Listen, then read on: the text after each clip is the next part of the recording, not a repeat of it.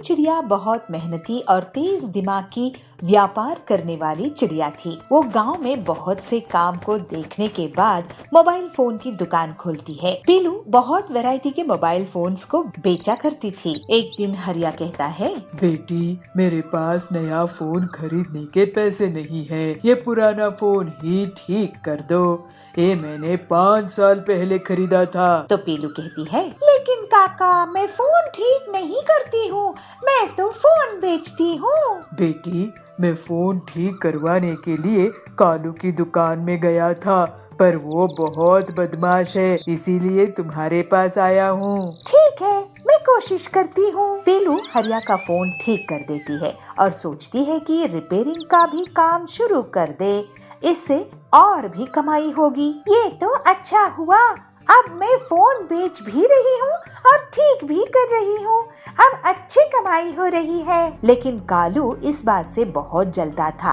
वो पीलू की दुकान चलती देखकर बहुत गुस्से में था। अरे, कोई मेरी दुकान में क्यों नहीं आता है? इस पीलू की मीठी मीठी बातों से सब उसी के पास जाते हैं। मैं भी तो एक से एक फोन बेचता हूँ, आज इसकी तबीयत ठीक करता हूँ। रात में कालू कुछ बदमाशों को पैसे देता है। ये लो पैसे और उस पिद्दी पीलू की दुकान में ऐसी तोड़फोड़ मचा दो कि वो कभी भी दुकान नहीं खोल पाए। फिर वो बदमाश पीलू की दुकान को तोड़ फोड़ देते हैं।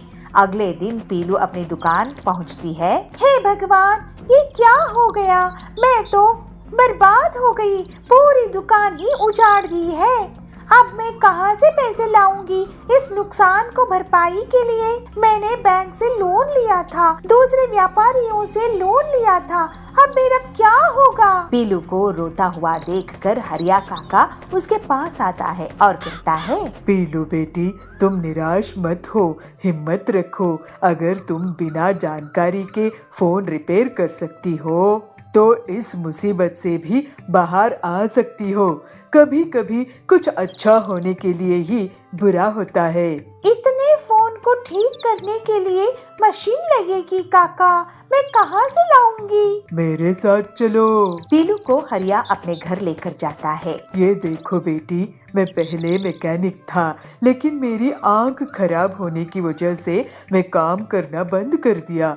इन पुरानी मशीनों के साथ तुम कुछ करो। फिर 1 हफ्ते की मेहनत के बाद पीलू एक मशीन बनाने में कामयाब हो जाती है और अपने टेस्टिंग में कुछ टूटे हुए मोबाइल को ठीक करने में कामयाब होती है। वाह बेटी, तू बहुत ही होशियार है। बहुत धन्यवाद काका, अब मेरे नुकसान को भरपाई होगी और अब मैं एक नया कारोबार शुरू करूंगी। इस तरह से पीलू मोबाइल रिपेयरिंग के साथ गरीबों के लिए मोबाइल बनाने का कारोबार भी शुरू कर देती है। पीलू का बहुत जल्द बहुत नाम हो जाता है और लोग उसके इंटरव्यू लेने के लिए आगे आते हैं। हरिया काका, आपका बहुत धन्यवाद, अब मैं अपने कारोबार में बहुत तरक्की कर रही हूँ। बेटी, ये तेरी मेहनत का नतीजा है। और फिर पीलू की एक बहुत बड़ी फैक्ट्री हो गई। लालची कालू को जंगल छोड़कर जाने की नौबत आ गई। पीलू अब हंसी खुशी रहने लगी।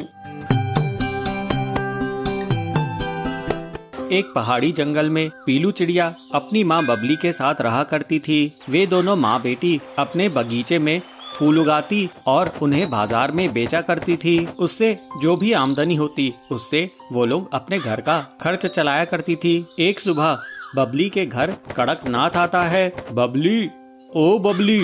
बबली कहती है, जी मुखिया जी, आप हमारे घर आए, बताइए क्या आदेश है? अरे बबली, आदेश नहीं है, खुशखबरी है। 2 दिनों बाद मेरी बेटी की सगाई है, तू मेरे घर फूल भिजवा देना। गुलाब और चमेली और जो भी अच्छे फूल हो वो तू मेरे घर भिजवा देना। बबली कहती है, ये तो बहुत अच्छी खुशखबरी की बात है मुखिया जी, लेकिन कुछ पैसे आप एडवांस दे देते। इस पर कड़कनाथ गुस्सा हो जाता है और बबली को धमकी देता है। एडवांस? किस बात का एडवांस? तू भूल गई क्या? मैं यहाँ का मुखिया हूँ। अगर मैं अपने में आ जाऊं तो तेरी दुकान बंद करवा दूंगा। मेरे हिसाब किताब में तेरे बहुत पैसे रुके हुए हैं। बबली कहती है, गलती हो गई मुखिया जी, मुझे माफ कर दीजिए। इस तरह से मुखिया धमकी देकर वहाँ से चला जाता है। पीलू अपनी माँ से कहती है, ये क्या माँ, आप उस मुखिया से क्यों डर गई? हम अपनी मेहनत के ही पैसे उससे मांग रहे थे, ऊपर से वो हमें धमका कर चला गया। जाने दे बेटी, तेरे पिताजी ने इससे कभी उधार लिए थे, हम उस उधार को अभी तक चुका नहीं पाए हैं। बल्कि मैं तो सोच रही हूँ इसके ऑर्डर के बाद मैं फूलों का धंधा ही बंद कर दूं। पीलू कहती है, लेकिन माँ, अगर हम फूल नहीं उगाएंगे और उसे नहीं बेचेंगे तो घर कैसे चलेगा? बबली, तो क्या करूँ बेटी, मुझे तो कोई दूसरा उपाय भी नहीं सूझ रहा है। चल इन बातों को छोड़, चल अब चलकर फूलों को तोड़ते हैं और बाजार में बेचने के लिए चलते हैं। दोनों माँ बेटी अपनी मेहनत से फूल उगाती थी और बाजार में बेचकर आती थी। इस तरह से कुछ दिन बीत जाते हैं। ऐसे ही एक दिन हरिया काका बबली की दुकान पर आते हैं और कहते हैं, बबली, तुम्हारा आजकल फूलों का व्यापार कैसा चल रहा है? लोग बाग खरीदारी कर रहे हैं कि नहीं? ये देखो, मैं फूलों की नई प्रजाति के बीज लेकर आया हूँ। इनकी खुशबू बहुत अच्छी होती है। इन बीजों को अपने बगीचे में एक बार डाल के तो देखो। ये फूल अगर तुम बेचने लगोगी तो तुम्हारी आमदनी दोगुनी हो जाएगी। एक बार इन्हें लगा कर देखो। लेकिन हाँ, ये बीज थोड़े महंगे जरूर हैं। बबली, नहीं हरिया काका, मैं ये बीज नहीं लगा पाऊंगी। अब तो मेरा फूलों के व्यापार से मन ही उड़ गया है। क्या आपके पास सब्जियों के बीज हैं? हाँ, मेरे पास सब्जियों के भी बीज हैं। ये देखो, आलू, प्याज, बैंगन, भिंडी, करेला। तुम्हें क्या चाहिए ये बताओ। पीलू कहती है, काका, आप हमें प्याज के बीज दे दीजिए, हम प्याज की खेती किया करेंगे। ये ले पीलू, ये हैं प्याज के बीज। ये नए किस्म के हैं, इसमें बहुत जल्दी प्याज उगाते हैं। फिर पीलू के कहने पर बबली प्याज के बीज खरीद लेती है। अपने बगीचे में बबली पीलू से कहती है, बेटी, तूने प्याज के बीज लेकर बहुत अच्छा करी, क्योंकि ये हर सीजन में हर कोई खाता ही है। पीलू कहती है, हाँ माँ, प्याज सेहत के लिए भी अच्छा होता है। गर्मी के मौसम में तो इसके बहुत फायदे हैं और ये गरीबों को बहुत पसंद रहता है। अब मैं पूरे फूल हटाकर प्याज के बीज बो देती हूँ। फिर पीलू प्याज के बीज बिखेर देती है और कुछ ही दिनों में उनके बगीचे में प्याज उगाता है। दोनों माँ बेटी अपनी फसल की अच्छी देखभाल करती हैं। प्याज की अच्छी खासी फसल को देखकर बबली खुश हो जाती है।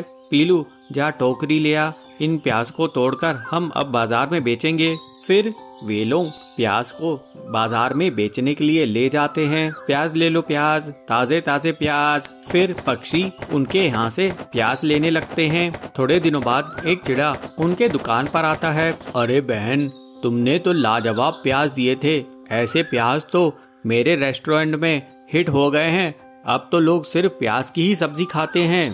एक काम करो, मुझे आप एक बोरी प्याज भरकर दे दो, मैं रोज आपसे एक बोरी प्याज लेकर जाया करूंगा। इस तरह से प्याज के इतने बड़े ऑर्डर से दोनों माँ बेटी बहुत खुश हो जाते हैं और अब वे लोग प्याज को ही बेचने लगते हैं। कुछ दिनों बाद उनके पास इतने पैसे आ जाते हैं कि वो कड़कनाथ के पूरी उधारी चुका सके और अपना जीवन हंसी खुशी बिताने लगते हैं।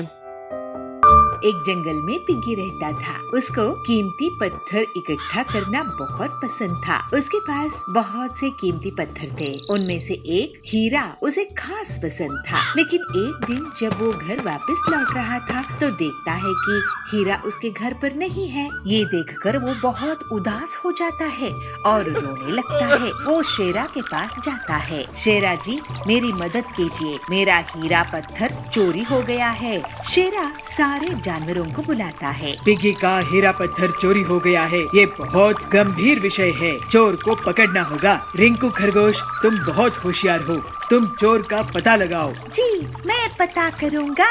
और फिर रिंकू पिग्गी के घर में जाकर देखता है। वो अपनी होशियारी और सूझबूझ का इस्तेमाल करके सोचता है, यहाँ पर तो बहुत सारे चूहे हैं। मुझे पूरा यकीन है कि इन्हीं चूहों में से किसी ने पिग्गी का हीरा पत्थर चुराया है। लेकिन इतने सारे चूहों में कौन है चोर? और फिर रिंकू थोड़ी देर सोचता है। अच्छे से सोचने के बाद वो जाकर उन चूहों से बातें करने लगता है और थोड़ी ही देर में रिंकू एक चूहे को पकड़ लेता है। तुम ही चोर हो छोटू चूहे, अब बताओ हीरा पत्थर कहाँ छुपा कर रखे हो?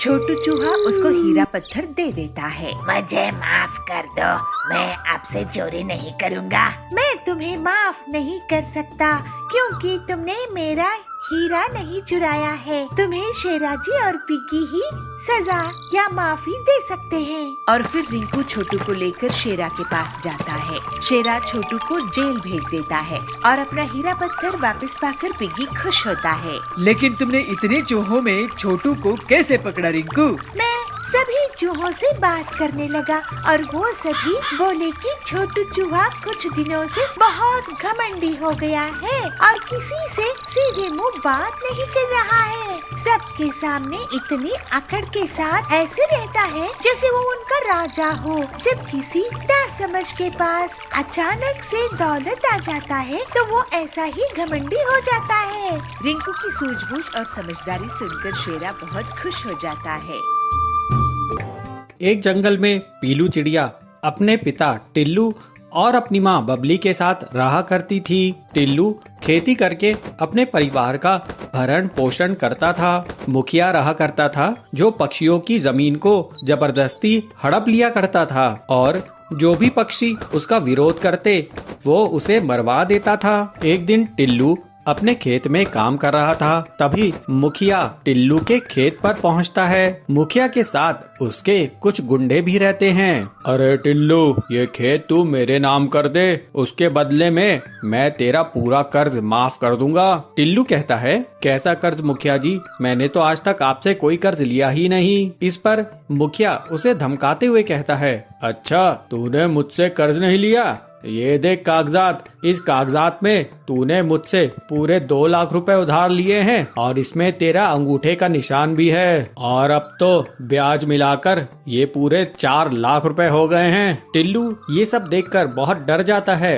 वो गिड़गिड़ाते हुए कहता है, मालिक आप ये सब मत कीजिए, अगर आप मेरी जमीन ले लेंगे तो मेरा परिवार भूखा मर जाएगा। देख टिल्लू, मैं तुझे अभी बहुत अच्छे से समझा रहा हूँ, अगर तू मेरी बात नहीं माना तो फिर तू जानता है अंजाम क्या होगा। इन गुंडों को देख रहा है ना, ये तुझे ऊपर पहुंचा देंगे। इस तरह डराने धमकाने से टिल्लू मुखिया का सामना नहीं कर पाता है और वो डर के मारे उसको अपना खेत दे देता है। टिल्लू उदास मन से घर आता है। बबली उसे कहती है, क्या बात है जी, आज आपकी तबीयत ठीक नहीं लग रही है। अरे बबली, सब बर्बाद हो गया।